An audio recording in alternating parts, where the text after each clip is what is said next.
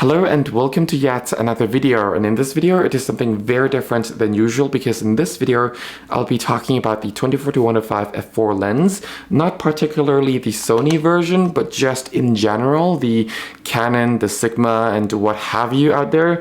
Now it's very different because usually I never thought of making this kind of video. It's not really a lens that I would really think of in my top 10 choices of lenses that I would usually have available. It's just kind of been a behind the scene lens for me, and it's been a lens that I've been using to capture a lot of my photography courses, just to film, and also like a travel lightweight lens after the 28-70 f2, things like that. And this lens has been this year has been a year that I kind of took a pause from portrait photography from time to time, and it allowed me to actually use this lens a lot more, whether when I went to Hong Kong or when I went to Thailand, went to the UK, went to Japan just recently. I used this lens quite a bit, well, this focal range quite a bit, and I kind of started to see a lot of the positive things about this particular focal range, and I would like to share that with you all in this video. So without further ado, let's get into the video.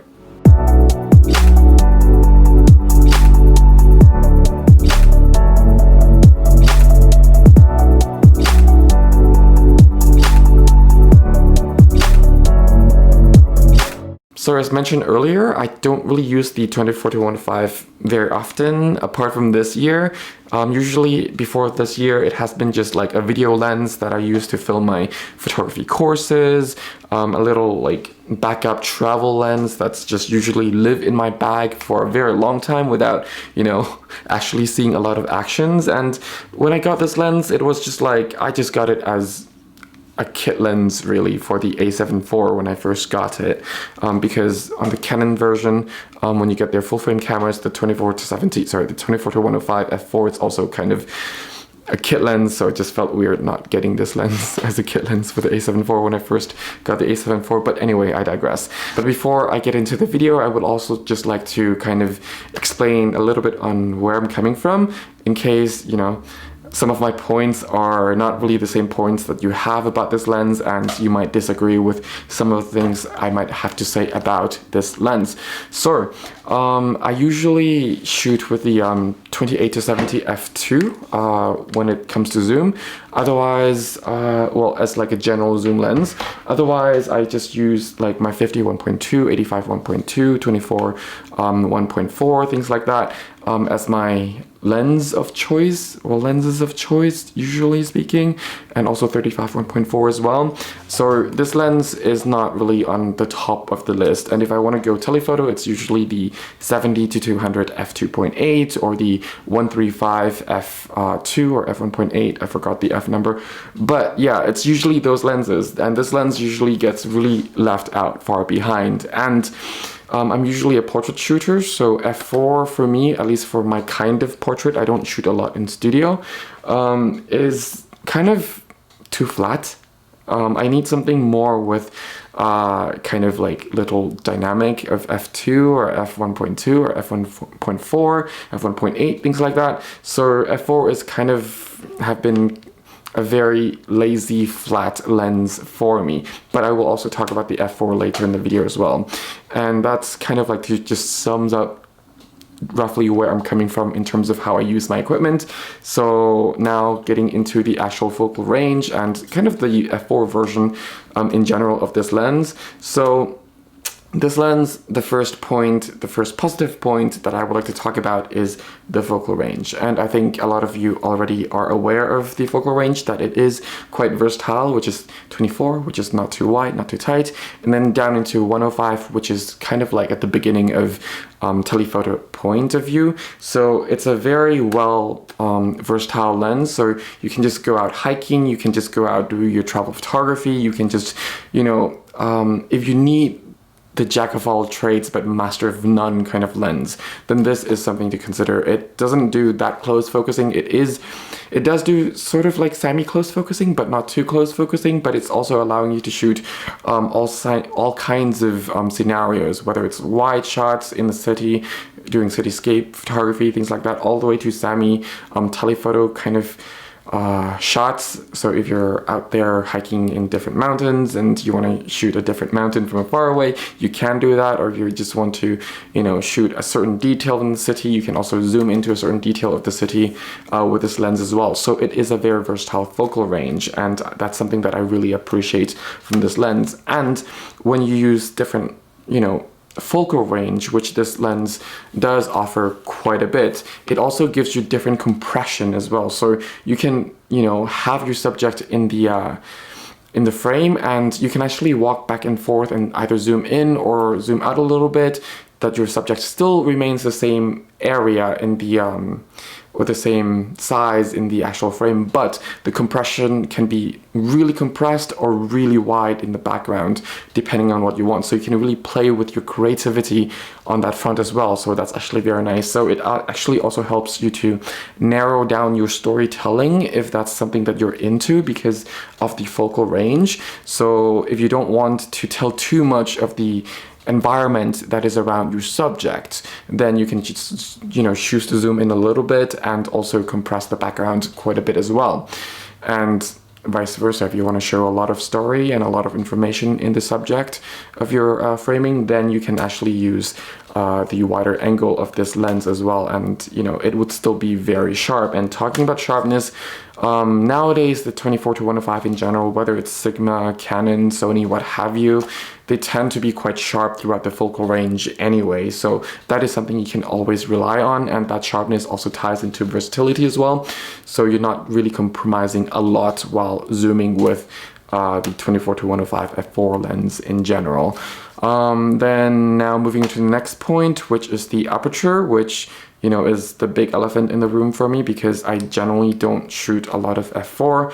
If I really shoot dark aperture stuff, then it's usually either shooting at f14, f13, f11 when I needed that sun starburst effect, shooting landscapes, or if I'm shooting cityscapes, things like that at night, doing long exposure, then yeah, sure, I would use dark aperture. Or if I'm just shooting with the 100 to 400 millimeter lens, in general, the basic ones, not the professional one, with variable aperture, then I don't mind going down, because at 400 millimeter, you will get very, very compressed background anyway. So even if you have at f7.1, it would still be quite blurry, and a lot of foreground would also be blurry as well. So in that case, I also don't really mind.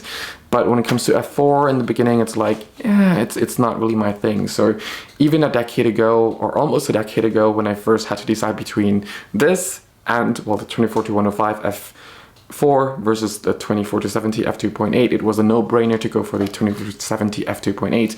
Of course, nowadays, as of the time of recording, if you're a Canon shooter, there is the f2.8 available for the 24-105, but it's pretty much as long and as heavy as my 70 to 200 millimeter f2.8 expanded.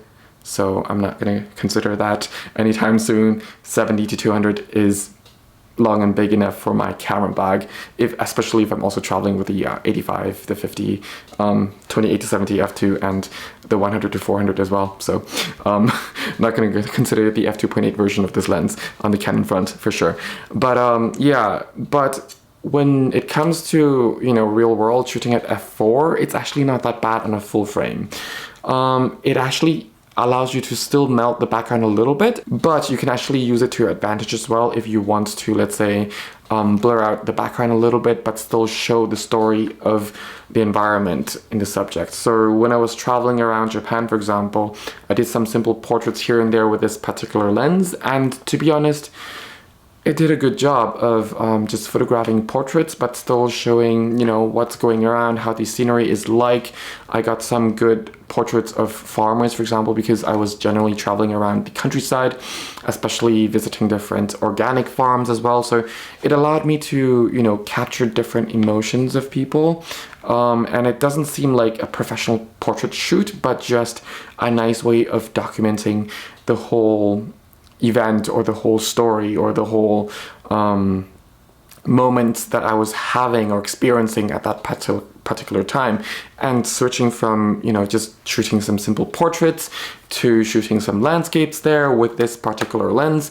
It was really nice. I just didn't need other lenses with me as I would usually do on my other shoots, but having just one lens, that was just kind of a relief for me. Then I can just even focus more on the scenes itself and just, you know, capture the subject, capture the environment, and then just sling the camera or the lens around my waist again, and then just help out the farmers or help out other people, or just talk to the farmers, talk to other people, talk to my friends, and just not worry about the camera and the lens, because it is a very light setup, yet it is still quite powerful as well. And usually the f4 version of these lenses has image stabilization as well, so that's also very good when you're doing just some b-roll here and there, just taking some little video here and there, just to memorize, like just to have it as a memory. So you can always go back to those moments later if you want to do or just want to watch certain things or certain environment that you were capturing at the time. So yeah, it is overall a very versatile lens. Are there any downsides? Of course there are. There's also pin cushioning, and there's also lens barrel distortion as well, but that is something that's very minor. And of course, f4, depending on how you see it, it can also be a downside. Originally, for me, it was a downside, but after knowing how to use this lens better, and also knowing how to use f4 more effectively from different travels, I find that, you know, it's not really a downside anymore. It is still a downside compared to having an f2.8 or an f2, for sure, as someone like me. But in real life, like in real world use, going out there, if you're only forced to have like one lens with you, like force yourself to have one lens with you, you will somehow make it work.